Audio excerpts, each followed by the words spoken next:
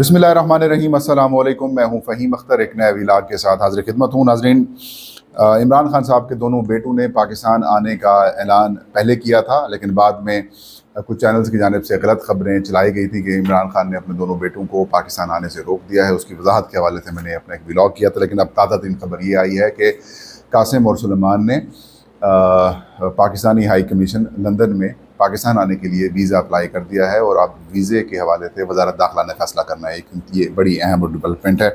उसका कितना इम्पैक्ट हो सकता है, क्या वज़ारत दाखिला वफाकी हुकूमत इमरान खान साहब के दोनों बेटों को पाकिस्तान आने की इजाज़त देगी, यानी कि वीज़ा देगी या फिर नहीं देगी। एक तो ये इशू है। दूसरा, इलेक्शन कमीशन ऑफ पाकिस्तान की ताबेदारी सामने आई है मुस्लिम लीग नून के लिए, और एक दोस्त ने बड़ा खूबसूरत कमेंट किया है कि पाकिस्तान में इस वक्त जो कानून है उसका जो का है वो साइलेंट है और नून का दौर चल रहा है।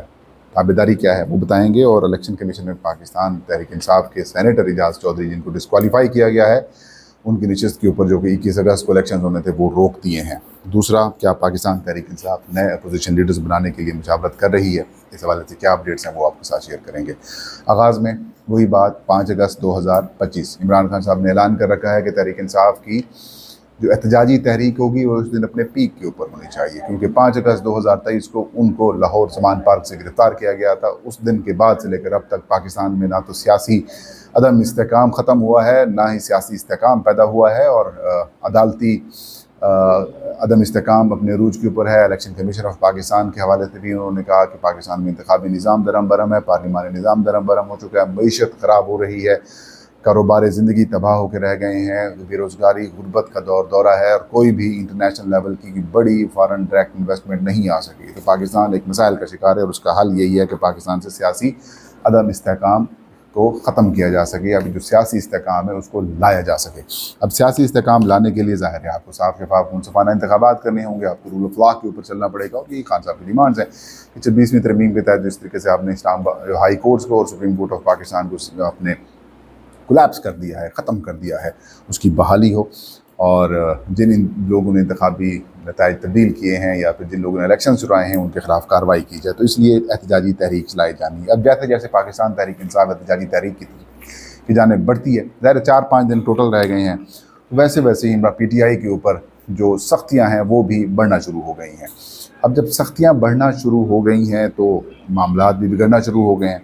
अब जैसे ही इमरान खान साहब के दोनों बेटों ने कहा कि वो पाकिस्तान आ रहे हैं, उन्होंने अमेरिका का विज़िट किया, वहाँ पर उन्होंने मुख्तलिफ सैनेटर्स के साथ मुलाकात की, थिंक टैंक्स के साथ मुलाकात की, इंटरनेशनल मीडिया को उन्होंने इंटरव्यूज़ दिए और यहाँ पर ख़बरें चलवाना शुरू कर दी गई। यहाँ पर परेशानियाँ बढ़ना शुरू हो गई कि कासिम और सुलेमान जो पाकिस्तानी शहरी नहीं हैं, अगर वो पाकिस्तान में आएंगे तो उनके ख़िलाफ़ कार्रवाई शुरू कर दी जाएगी। तो एक बड़ा थ्रेट सा फील हुआ कासिम और सुलेमान की वालदा को। लेकिन बाद में इमरान खान साहब के जो तोशाखाना 2 केस था उसमें मीडिया से गुफ्तगू के दौरान जो इमरान खान ने से एक सवाल हुआ था, बेसिकली सवाल ये हुआ था कि क्या आपके बेटे पाकिस्तान लीड करने आ रहे हैं? तो उन्होंने कहा कि नहीं, पाकिस्तान में लीड करने नहीं आ रहे, वो मुझे मिलने के लिए अगर आएंगे तो आएंगे। 6 साल हो गए, 5 साल हो गए मुझसे मिले नहीं, और 1 साल से ज़्यादा वक्त मेरी उनसे टेलीफोन के ऊपर बात भी नहीं करवाई गई। लिहाजा लीड करने के लिए उन्होंने कहा उनका बात ही काफ़ी है। लेकिन ये उन्होंने एग्जैक्ट जुमला अदा किया था। लेकिन कुछ चैनल्स के ऊपर क्या ये खबरें चलवाई गई कि इमरान खान ने अपने दोनों बेटों को पाकिस्तान आने से रोक दिया। अब उस खबर का भी बुरकस निकल चुका है। आपसे कुछ देर पहले इमरान खान साहब की हमशीरा हैं अलीमा खान साहबा, उन्होंने एक ट्वीट किया है। ट्वीट पर उन्होंने इस बात को कन्फर्म किया है कि कासिम और सुलेमान जो कि इमरान खान साहब के दोनों साहबजादे हैं, वो पाकिस्तान आने के लिए वीज़ा उन्होंने अप्लाई कर दिया है। लंदन में जो पाकिस्तानी हाई कमीशन है उनको दरख्वास्त दी गई है, और सफ़ीर साहब का ये कहना है कि जो वहाँ पर पाकिस्तान के सफ़ीर हैं वो ये फरमा रहे हैं कि इमरान खान साहब के दोनों साहबजादों का जो वीज़ा है वो इस्लामाबाद वज़ारत दाखिला में पेंडिंग है। उधर से एक कन्फर्मेशन आएगी तो ही जाकर उनको वीज़ा देने या फिर ना देने का जो है वो फ़ैसला किया जाएगा। लिहाजा अब ये डिपेंड करता है कि वज़ारत दाखिला क्या इमरान खान साहब के दोनों बेटों को पाकिस्तान आने से रोकती है या फिर वो आने देने देती है। अब पता नहीं वो किस कंडीशन के ऊपर आने देते हैं, ये भी अलग समझने वाली बात है। और एक साबिक़ वज़ीर-ए-आज़म के बेटे हैं वो, और बरतानिया की जो सबसे तगड़ी आप यूँ कह सकते हैं कि जो एक रिचेस्ट फैमिली है उनकी वालदा उनमें है, या फिर उनकी जो माँ है बच्चों की, वो उनकी उस फैमिली से ताल्लुक़ रखती हैं। तो बड़ा इशू होगा अगर उनके वीज़ाज़ को रिजेक्ट किया जाता है। लेकिन साहब ये भी एक सवाल उठता है कि ये तो बाय बर्थ पाकिस्तानी हैं, साबिक़ वज़ीर-ए-आज़म के बेटे हैं, तो अभी एक दोस्त से मैंने पूछा तो उन्होंने कंफर्म किया कि उनका जो नाइक ऑफ है वो एक्सपायर हो चुका है, वो रिन्यू नहीं हो। अगर नाइक ऑफ होता तो फिर उनको पाकिस्तान आने के लिए किसी किस्म के वीज़े की ज़रूरत ना पड़ती। तो ये एक इंटरेस्टिंग किस्म की सिचुएशन होगी कि जब वो पाकिस्तान आएंगे तो क्या वो सिर्फ इमरान खान साहब से मुलाकात करेंगे और फिर वापस चले जाएंगे, या फिर वो पाकिस्तान में एहतजाजी तहरीक को लीड करेंगे, या वो जो मामलात हैं, जो पॉलिटिकल क्राइसिस किस्म की जो सूरत हाल पैदा है, वो उसके अंदर अपना हिस्सा डालकर अपने बाप की रिहाई के लिए जो इश्यूज़ हैं उनको लेके आगे चलेंगे। लेकिन देखते हैं कि वो कब तक उनको वीज़ा इशू करते हैं और कब तक उनका आगे मामला बढ़ता है। दूसरी बड़ी खबर जो है वो इलेक्शन कमीशन ऑफ पाकिस्तान की है। वैसे तो अब इलेक्शन कमीशन ऑफ पाकिस्तान को जिस इंटरेस्ट के साथ पहले माजी में हम कवर किया करते थे, अब वो इंटरेस्ट रहा ही नहीं है, क्योंकि इलेक्शन कमीशन ऑफ पाकिस्तान बुनियादी तौर पर एक सरकारी इदारा बन चुका है। मुस्लिम लीग नून का एक यूँ कह सकते हैं कि बड़ा सपोर्टर इदारा बन चुका है, और ये रोज़ाना की बुनियाद के ऊपर इनकी जो इलेक्शन कमीशन ऑफ पाकिस्तान की मुस्लिम लीग नून के लिए जो ताबेदारी है, जो तरफदारी है, वो बढ़ती जा रही है। कम होने का ये चीज़ नाम ही नहीं ले रही। ताज़ा तरीन काम ये हुआ है 2024 के इलेक्शन, उसके बाद ट्रिब्यूनल्स की तश्कील, फिर हल्कों की तब्दीली, फिर हल्के से हटा कर किसी और इलेक्शन ट्रिब्यूनल के से हल्के निकाल के कहीं और शिफ्ट करना, फिर रिटायर्ड जजेस को इलेक्शन ट्रिब्यूनल लगाना हो, या फिर जो सेनेट इलेक्शन के अंदर या फिर मखसूस नशिस्तों की अलाटमेंट हो, सारे मामलात के अंदर इलेक्शन कमीशन का जो बड़ा घटिया किस्म का किरदार है वो सामने आता रहा है। लेकिन अब जो ताज़ा तरीन है वो ये है कि एक तरफ 9 मई 2025 के वाक़यात में पाकिस्तान तहरीक इंसाफ के वर्करों को, रहनुमाओं को, अरकान पार्लिमान को, कौमी असम्बली, सेनेट, सूबाई असम्बली के मेम्बरान को थोक के हिसाब से 10-10 साल, 3-3 साल, 25-25 साल की सज़ाएँ सुनाई जा रही हैं और लोगों को डिस्क्वालीफाई फौरी किया जा रहा है। जैसे एक डाकखाने का इलेक्शन कमीशन का किरदार होता है, वैसे ही इलेक्शन कमीशन एक डाकखाने के तौर पर जैसे ही ऑर्डर मिलता है वैसे ही इलेक्शन कमीशन इसको इम्प्लीमेंट कर देता है। तो अब इजाज़ चौधरी साहब को डिस्क्वालीफाई किया गया और ये कहा गया कि इस नशिस्त के ऊपर, जब नशिस्त खाली हुई है तो 21 अगस्त को इलेक्शन कमीशन इसके ऊपर बाई इलेक्शंस कराएगा, ज़िमनी इंतखाब कराएगा।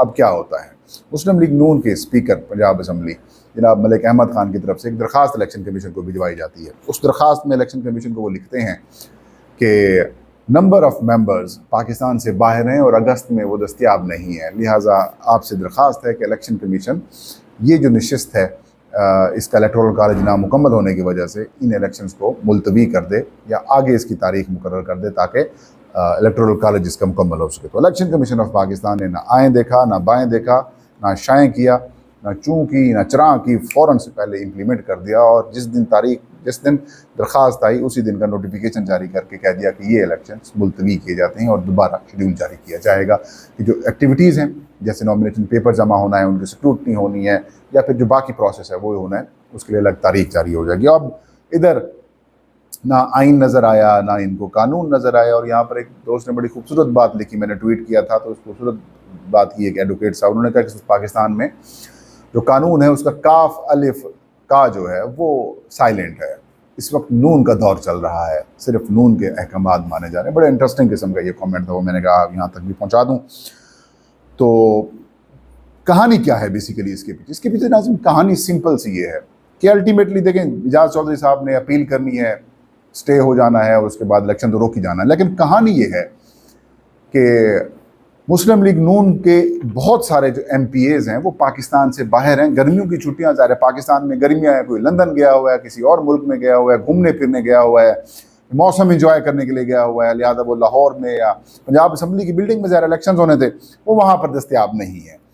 तो अब ख़तरा या खदशा ये हो सकता था कि हार सकता है मुस्लिम लीग नून का अगर कोई उम्मीदवार यहाँ पर आता है। लिहाजा उस हार से बचने के लिए ये कहा गया कि इलेक्शन आगे करो ताकि हमारे बंदे घूम फिर के वापस आ जाएं। और यहाँ पर आइन का आर्टिकल 224 कहता है कि 30 दिन के अंदर इलेक्शन कमीशन ने इंतखाबात करवाने हैं, बाई इलेक्शन करवाने हैं। कौन फिक्र करता है कि जी यहाँ पर कौन सा पहले आइन और कानून को अमल किया गया, कहाँ खैबर पख्तूनख्वा और पंजाब के 90 रोज़ में इलेक्शंस कराए गए, कहाँ पे जनरल इलेक्शंस जिस तरीके से वक्त पे करवाए गए, फिर ड्रामेबाजी करके आपने हल्का बंदियों वाला मामला लेके आ गए, फिर आप पॉपुलेशन वाला मामला लेके आ गए सेंसस का। मतलब जानबूझ के आपने मुस्लिम लीग नून को सर्व किया और अभी तक भी इलेक्शन कमीशन जो है वो सर्विसेज दे रहा है। दूसरी और बड़ी इंटरेस्टिंग किस्म की स्टोरी है वो ये है कि क्या पाकिस्तान तहरीक इंसाफ अब कौमी असम्बली, सेनेट ऑफ पाकिस्तान और पंजाब असम्बली में नए अपोजिशन लीडर्स मुकर्रर करेगी या फिर इनको गिरफ्तारी देनी पड़ेगी और फिर ये इस फैसले के ख़िलाफ़ अपील करेंगे या फिर इलेक्शन कमीशन ऑफ पाकिस्तान इनकी नोटिफिकेशन अब मज़ीद नहीं जारी करेगा। तो ये तो बात आप जहन से निकाल दें। आज दान ने भी लिखा है कि इलेक्शन कमीशन कम अज़ कम 1 महीने तक का इंतज़ार करे कि लोग अपीलिंग कर सकें, तब तक इनको डिस्क्वालीफाई ना करे और पब्लिक के मैंडेट का एहतराम करे। कहाँ पब्लिक का मैंडेट का एहतराम करे? इन्होंने इलेक्शन कराए थे, अब 82,000 की लीड से जीते हुए हैं जी उमर अयूब। अच्छा, तकरीबन 85 से 80,000 की लीड से जीते हुए हैं मलिक अहमद खान, वो भी सूबाई असम्बली की नशिस्त के ऊपर। आपने उनको यूं मिनट नहीं लगाया और आपने उनको डिस्क्वालीफाई करके आपने उड़ा दिया। अब्दुल लतीफ़ चित्राली वाला मामला भी यही था। वो कह रहे थे उनके वकील के कुछ दिन के मोहलत देने, हम हाई कोर्ट जाते हैं कर लेंगे। उन्होंने कहा नहीं, वक्त गुजर गया, उसी दिन ही फैसला रिजर्व किया, रिजर्व करने का फैसला कोर्ट में सुनाने के लिए नोटिफिकेशन जारी कर दिया। तो पीटीआई को अब अगर प्रोसेस पार्लिमान में रहना है, इस सिस्टम के साथ चलना है, तो फिर उनको नए अपोजिशन लीडर्स तैनात करने होंगे। और कौन हो सकते हैं अपोजिशन लीडर? ये इमरान खान साहब के साथ इन्होंने मुलाकात करनी है और उस मुलाकात के बाद जो है वो डिसाइड किया जाएगा कि नया अपोजिशन लीडर कौन होगा। ये था आज का वीलाग। फ़हीम अख्तर को इजाज़त दीजिए। अल्लाह हाफ़िज़।